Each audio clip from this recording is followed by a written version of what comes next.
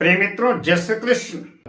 वेद मिश्रा पर मैं आचार्य डॉक्टर विष्णु कुमार मिश्रा आपका बहुत बहुत स्वागत करता हूं। आज हम इस महत्वपूर्ण एपिसोड पर चर्चा करेंगे प्रेम संबंधों को लेकर के, और साथ ही चर्चा करेंगे कि ऐसे कौन से योग होते हैं जब ब्रेकअप की स्थिति बन जाती है या कि प्रेम संबंधों में रुकावटें आ जाती हैं, कलह कलेश की स्थितियां पैदा हो जाती हैं। पर विषय क्रम में आगे बढ़ें उससे पहले आपसे आग्रह, अगर आपने अभी तक हमारे इस चैनल को सब्सक्राइब नहीं किया है तो प्लीज चैनल को सब्सक्राइब करें, साथ ही नोटिफिकेशन बेल को भी प्रेस कर लें। अगर आप अपने या अपनों की जन्म कुंडली का बृहद प्रेडिक्शन कराना चाहते हैं, विश्लेषण कराना चाहते हैं, अथवा कि हमसे किसी भी किस्म का जो ज्योतिषी परामर्श प्राप्त करना चाहते हैं या कि उत्तम क्वालिटी के रियल राशि रत्न आदि प्राप्त करना चाहते हैं, तो आप स्क्रीन पर फ्लैश हो रहे नंबरों पर हमसे संपर्क कर सकते हैं। आइए विषय क्रम में आगे बढ़ें। जन्म कुंडली चार्ट में 12 भाव होते हैं और इन सभी 12 भावों से किसी न किसी विषय वस्तु का विचार किया जाता है। यद्यपि मेरा टॉपिक प्रेम संबंध को लेकर के है, लव लाइफ को लेकर के है, तो सबसे पहले लग्न का अवलोकन करना आवश्यक है। प्रथम भाव से, लग्न से व्यक्ति के चाल चरित्र, व्यक्ति के व्यक्तित्व का पता चलता है। लग्न पर, लग्नेश पर किन ग्रहों का प्रभाव है, लग्न लग्नेश किन ग्रहों से प्रभावित है, इसका भी अवलोकन करना आवश्यक है। जन्म पत्रिका के 5वें भाव का महत्व इसलिए भी बढ़ जाता है क्योंकि पंचम भाव प्रेम संबंधों का भाव है, आकर्षण का भाव है, और यूं कहूं तो रोमांस का भी भाव है। पंचम भाव के बाद अगर जन्म पत्रिका की सप्तम भाव की बात करें, सप्तम भाव से जीवन साथी के संदर्भ में विचार किया जाता है, विवाह के संदर्भ में विचार किया जाता है, अस्थायी संबंधों का विचार सप्तम भाव से किया जाता है। प्रेम संबंध अगर लव मैरिज तक आ जाता है तो सप्तम भाव भी विचारणीय हो जाता है। अब हम किसी से प्रेम करते हैं, किसी से प्यार हो गया है, अब हमको प्रेम में सफलता मिलेगी कि नहीं मिलेगी, हमारी मनोकामनाएं पूर्ण होगी कि नहीं होगी, हमारी इच्छा की पूर्ति होगी कि नहीं होगी, इसके लिए जन्म पत्रिका का 11वां भाव भी देखना पड़ेगा, क्योंकि जन्म कुंडली का एकादश भाव 11वां भाव हमारी इच्छा पूर्ति का भाव है। पंचम भाव, सप्तम भाव, एकादश भाव के बाद अगर हम 12वें भाव की बात करें तो 12वां भाव शैया सुख का भाव है। 12वां भाव गुप्त प्रेम संबंधों का भाव है, और खास तौर से 12वां भाव एक शारीरिक आकर्षण का भी भाव है। हमने जन्म कुंडली चार्ट के 12 भावों में कुछ भावों की चर्चा की। अब हम उन ग्रहों की चर्चा करना चाहते हैं जो ग्रह प्रेम संबंधों के लिए उत्तरदायी हैं। तो प्रेम संबंधों की जहां तक बात करें और ग्रहों की बात करें तो उसमें सर्वाधिक महत्वपूर्ण ग्रह हो जाता है वीनस यानी शुक्र। तो प्रेम संबंधों में सर्वाधिक शुक्र ही इन्वॉल्वमेंट पाया जाता है। इसके अतिरिक्त चंद्रमा की भी महत्वपूर्ण भूमिका है। चंद्रमा मन का कारक है, चंद्रमा मन सो जाता है, क्योंकि किसी के आकर्षण को अगर मन ने स्वीकार किया तो मन की बड़ी भूमिका है। तो शुक्र के बाद चंद्रमा की भी महत्वपूर्ण भूमिका है और बुध की भी महत्वपूर्ण भूमिका है। बुध भी प्रेम संबंधों की तरफ इन्वॉल्वमेंट करता है। जन्म पत्रिका के लग्न में, पंचम भाव में, सप्तम भाव में, एकादश भाव में अगर शुक्र स्थित है या कि इन भावों में शुक्र की दृष्टि है तो ऐसे जातक या जातिका का झुकाव प्रेम संबंधों की तरफ होता है। ऐसे जातक इमोशनल होते हैं, भावुक होते हैं और प्रेम और श्रृंगार के प्रति उनका झुकाव होता है। अगर शुक्र का संबंध जन्म पत्रिका के पंचम भाव के स्वामी के साथ बनता है तब भी ऐसे जातक या जातिका का झुकाव प्रेम संबंधों की तरफ होता है। लग्न में, पंचम भाव में, सप्तम भाव में बुध शुक्र की युति होती है तो ऐसे जातक जातिकाओं का प्रेम संबंध बनता है।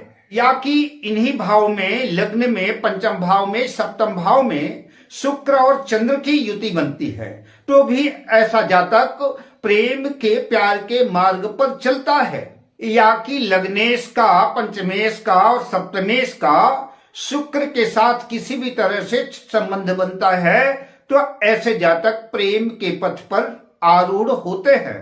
चंद्रमा मन का कारक है, चंद्रमा चंचल भी है, अतः चंद्रमा, बुध और शुक्र ये रोमांटिक ग्रह हैं। इन ग्रहों का झुकाव, इनका आकर्षण प्रेम की तरफ होता है। चंद्र, शुक्र और बुध ये भावनात्मक ग्रह है, भावना प्रधान ग्रह है। इसी तरह से शुक्र, चंद्र, बुध जन्म पत्रिका में कहीं भी अकेले हों, इन पर किसी ग्रह का लगाम ना हो, किसी ग्रह की दृष्टि ना हो, तो ये प्रेम कर बैठते हैं। मंगल आकर्षण, जुनून और धैर्यहीन ग्रह है। मंगल शारीरिक आकर्षण की तरफ ज्यादा अग्रसित होता है। अगर जन्म पत्रिका में मंगल और शुक्र की युति है, तो मंगल और शुक्र की युति भी किसी भी जातक या जातिका को प्रेम संबंधों की तरफ खींच लाती है। कई बार ऐसे जातक जिनकी जन्म पत्रिका में मंगल और शुक्र की युति है, ऐसे जातक अपनी भावनाओं पर काबू नहीं कर पाते और इच्छा पूर्ति ना होने पर ये झगड़ालू स्वभाव के हो जाते हैं। कई बार शुक्र और मंगल की युति वाले बलात्कारी भी देखे गए हैं। एक बात तो निश्चित तौर पर कही जा सकती है कि जिनकी जन्म पत्रिका में मंगल और शुक्र की युति है, व्यक्ति देखने में भले कितना संयमी लगे, कितना सदाचारी लगे, कितना धार्मिक लगे, कितना बेहतर व्यक्तित्व हो उसका, लेकिन ऐसे जातक या जातिका के विवाहेतर संबंध होते हैं। विवाह के बाद भी जो है पति पत्नी के अतिरिक्त उनके अन्य जगह संबंध होते हैं। किसी की जन्म पत्रिका में अगर पंचम भाव से या सप्तम भाव से राहु का संबंध बनता है, तो ऐसे जातकों के प्रेम संबंध गुप्त रहते हैं। प्रायः ऐसे जातकों के अंतरजातीय संबंध होते हैं।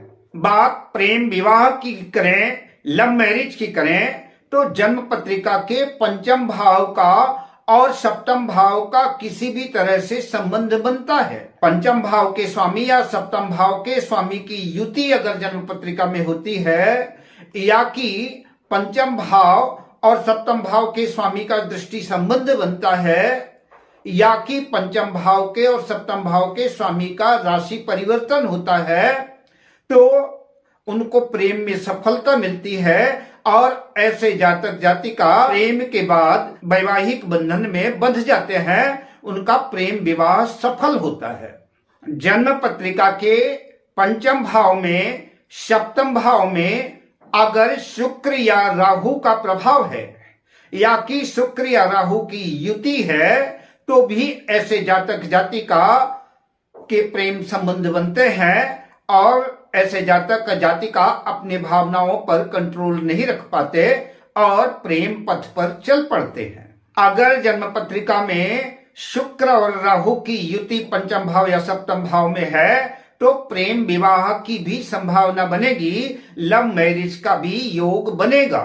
एकादश भाव, 11वां भाव अगर मजबूत है, बलवान है, 11वां भाव इच्छा पूर्ति का भाव है, तो अगर 11वां भाव मजबूत है, तो निश्चित रूप से ऐसे जातक या जातिका की इच्छा पूर्ण होती है। ऐसे जातक जातिका को प्रेम में सफलता मिलती है और प्रेम विवाह अगर करना चाहते हैं, तो उन प्रेम विवाह की भी पूरी संभावना बनती है और प्रेम विवाह होता है। अब बात करते हैं कि प्रेम संबंधों में रुकावटें कब आती हैं, रोड़े कब पड़ते हैं, अड़चने कब आती हैं। तो जब भी जन्म पत्रिका के पंचम भाव और सप्तम भाव में शनि और केतु की युति होती है, या कि शनि या केतु की दृष्टि होती है, तो ऐसे जातक जातिकाओं को प्रेम संबंधों में मुश्किलें आती हैं, अड़चने आती हैं। केतु के बारे में तो ऐसा कहा जाता है कि केतु छुड़ावे खेत। अगर केतु की दृष्टि है, तो निश्चित रूप से अगर प्रेम संबंध हो भी गया, तो देर सवेर ब्रेकअप की स्थिति बनती है। तो जिन भी जातक जातिकाओं का पंचम भाव सप्तम भाव केतु और शनि से दृष्ट है, तो ऐसे जातक जातिकाओं को प्रेम संबंधों में देरी होती है, प्रेम संबंधों में रुकावटें अड़चने आती हैं, परिवारजनों के विरोध का भी सामना करना पड़ता है। पंचम भाव में शनि का, राहु का, केतु का, मंगल का प्रभाव हो और पंचमेश पीड़ित हो तो अचानक से अकारण या किसी गलत फहमी की वजह से या धार्मिक वैराग्य की भावना की दृष्टि से या भ्रम की वजह से, धोखे की वजह से प्रेम संबंधों में ब्रेकअप की स्थिति, ब्रेकअप की नौबत आती है। जन्म पत्रिका में शनि या केतु की दशा चल रही हो या कि अंतर दशा प्रत्यंतर दशा चल रही हो, ऐसी स्थिति में प्रेम संबंधों में तनाव की स्थिति आती है और ब्रेकअप के योग बनते हैं। जन्म पत्रिका में शुक्र और चंद्र की युति हो, साथ में राहु भी इन्वॉल्वमेंट हो, तो झूठे प्रेम का जबरदस्त दिखावा होता है, छल होता है, धोखा होता है और ऐसे प्रेम संबंधों में कपट की संभावना बनती है। जन्म पत्रिका में अगर बुध पीड़ित हो या कि अस्त हो तो ऐसे जातक या जातिका का दोहरा चरित्र होता है। ऐसा जातक बात कुछ और करता है, दिखावा कुछ और करता है और उसके अंदर खिचड़ी कुछ और पकती रहती है। अगर जन्म पत्रिका में शुक्र नीच राशि में हो या कि शुक्र पाप प्रभाव में हो या कि शुक्र अस्त हो तो प्रेम संबंधों में अस्थिरता आती है। जन्म पत्रिका में अगर चंद्रमा भी पीड़ित है तो चंद्रमा के भी पीड़ित होने से भावनात्मक धोखा मिलने की संभावना बनती है। धोखा या ब्रेकअप का समय जानने के लिए राहु शुक्र, राहु चंद्र, शनि और केतु की दशा अंतरदशा का अवलोकन करना चाहिए।